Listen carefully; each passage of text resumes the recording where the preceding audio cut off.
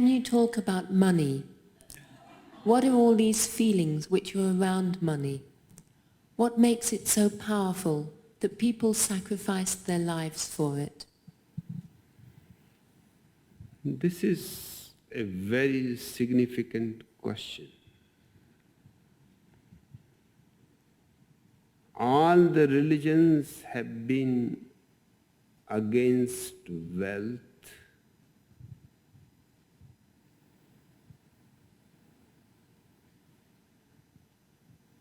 because wealth can give you all that can be purchased in life.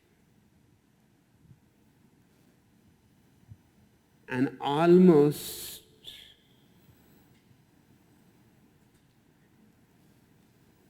everything can be purchased except those spiritual values, love,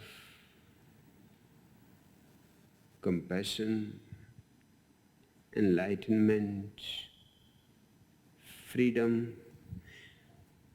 But these few things are exceptions, and exceptions always prove the rule.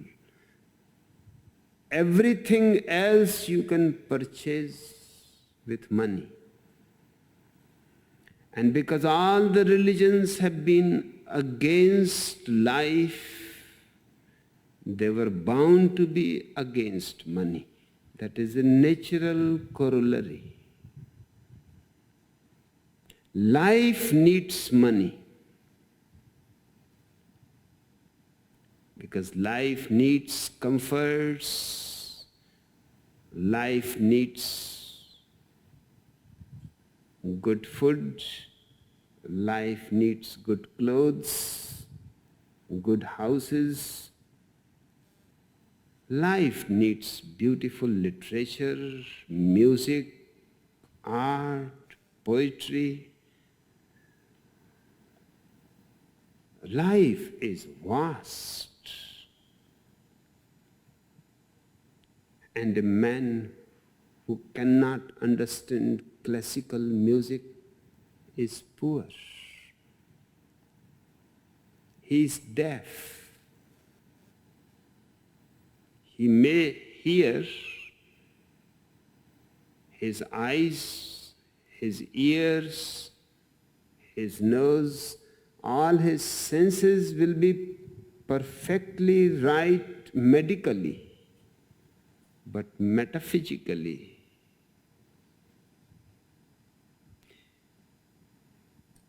can you see the beauty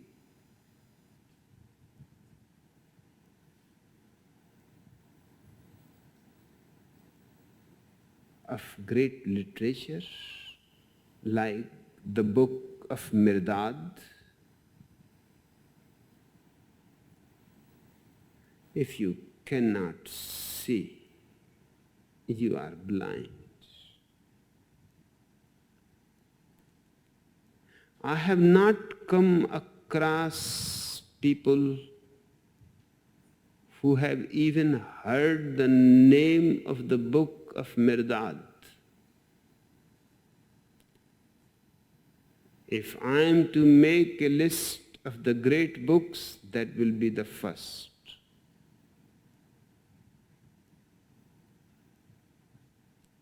But to see the beauty of it, you will need a tremendous discipline.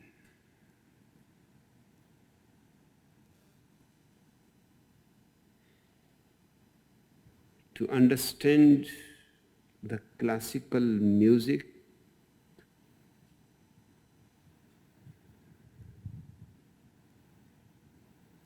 is possible only if you learn, and it is a long learning. It is not like jazz music, for which no learning is needed. Even monkeys can understand it. In fact, only monkeys understand it. It is not music. Just few crackpots making all kinds of noises, and you think it is music. You will find better music in a waterfall.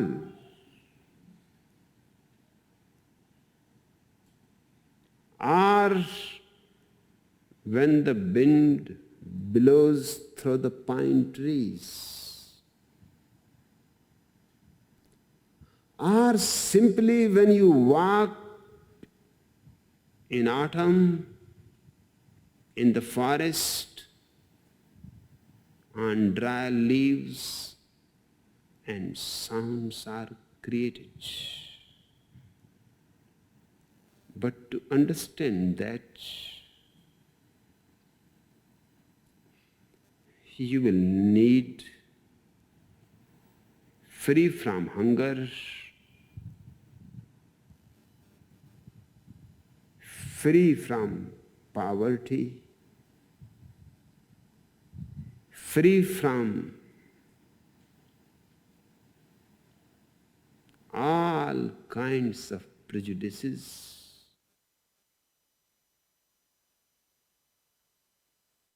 Grazie ancora per essere qua, ma il grazie particolare va a Andy, va a Martin e va a Dave e a tutto il loro team che con Jonathan, con Alex e con Ginny, questi artisti con il loro team hanno saputo creare con voi fan un rapporto incredibile, ma anche con noi addetti ai lavori. C'è un rapporto di lealtà, di fiducia e soprattutto di partecipazione a tutti quelli che sono i lavori, non soltanto i lavori discografici ma anche i lavori di tournée, per cui noi ci sentiamo realmente parte di una famiglia e questa è un'occasione direi unica, una sensazione unica che personalmente non ho mai avuto con nessun'altra band, sentirsi veramente parte della famiglia e sentirsi, come dire, partecipi del progetto. Questo ci fa sentire molto orgogliosi, ci fa lavorare molto meglio, in grandissima sintonia. E quindi, ancora una volta, grazie ragazzi. Thank you all. Thank you, Roberto. And now, Marek, I think we have to speak about something, right? I will now translate this, or you can get a transcript later on under Roberto De Luca / read me now. I can say it in English. I'll spare if you you want. that. First and foremost, it's Triennale, it's Teatro dell'Arte, 3 years later, more than 3 years, but seems to be that is the rhythm. And of course, we're very grateful and very excited that Depeche Mode will be going on the Global Spirit Tour. The band is going to reach out to 1.5 million fans all over Europe. It's going to be 32 concerts, mostly open air in stadiums in 21 countries.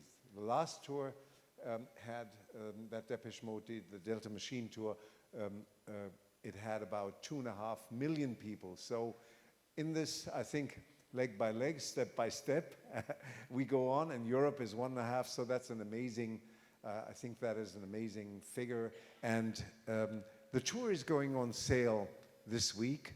And I'd like to tell you, it starts off in Stockholm, Sweden on May 5th.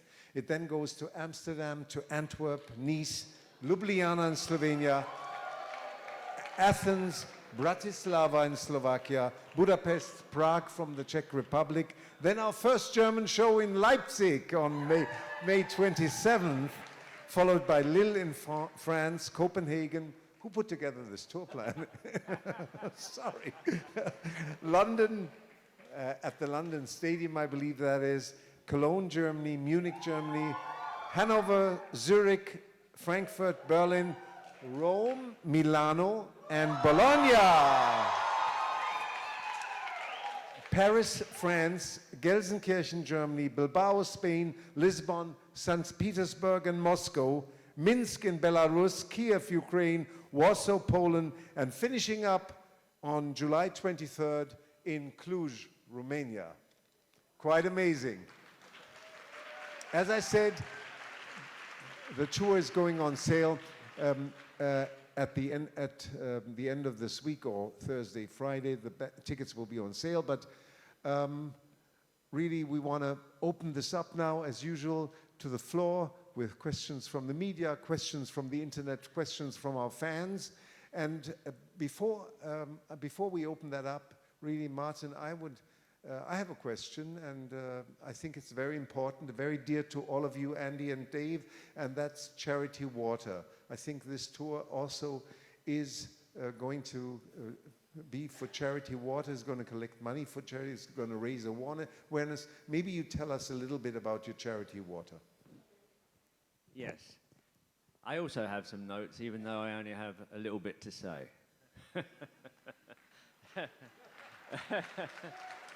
We want to announce that we will be partnering with our friends at Hublot again to continue our support of charity water.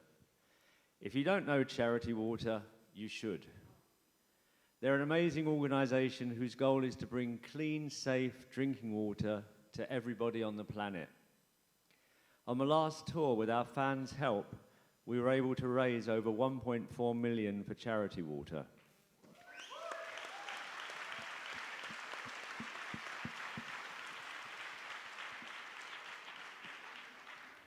Those funds specifically brought clean water to people in Kenya, Cambodia, Ethiopia, and Rwanda. We'll be announcing more information soon on this important project and how you can get involved. There are still a lot of people in the world without clean drinking water. The end.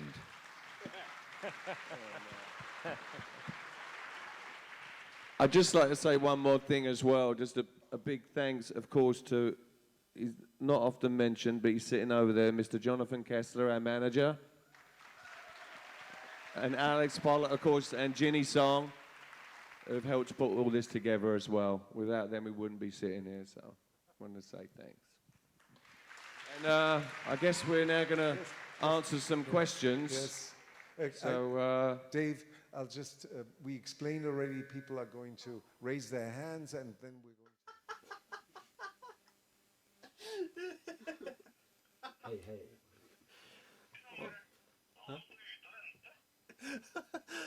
Ja, det är bra. Ja, vad skjer nå? Hvor mange ganger har du dreit i nå? Vet ikke. Det må jo være tomt der, ikke sant? Det er på bensinstasjonen og se om de har noen Tena Lady eller noe sånt.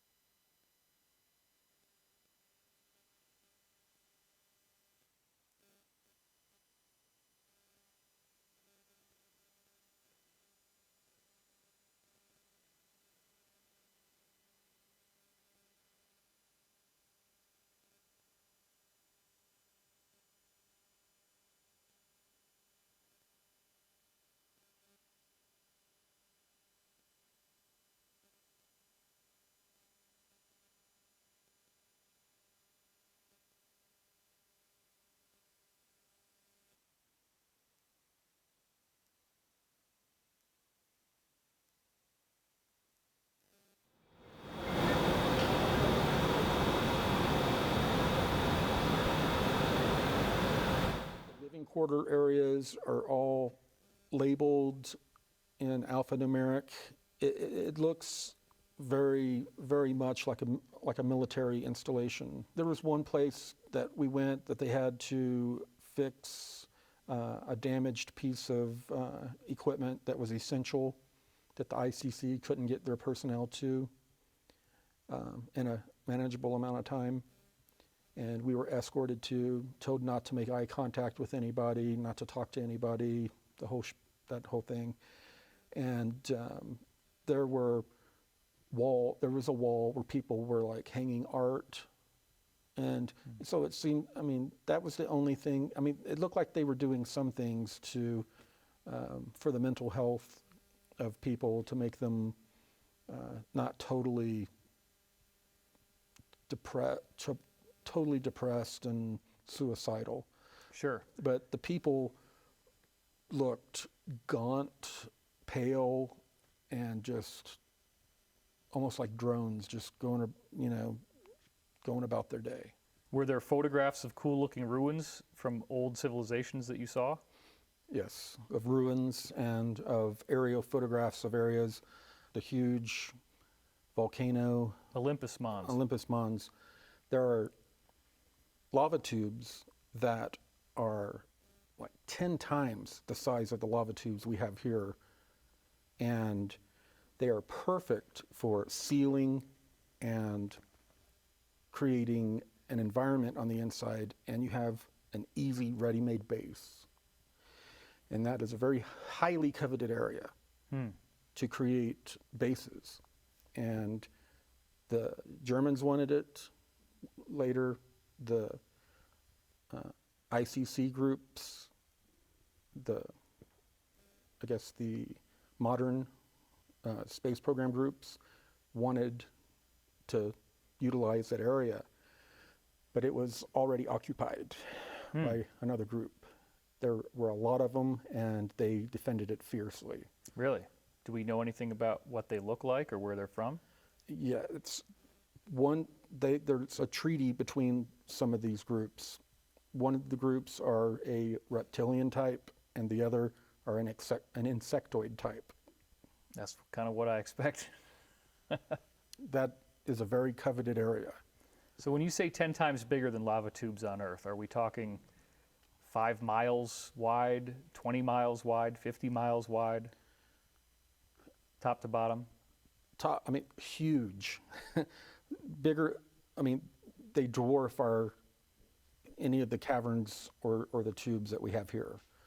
Most of which we don't know about, I guess Right. you're saying, Yeah. because they already have huge cities built in them. It has to do with the size of the volcano, the gravity, the barometric pressure on Mars, and the way that, how come they're so huge. So could they be even like 100 or 200 miles long from top?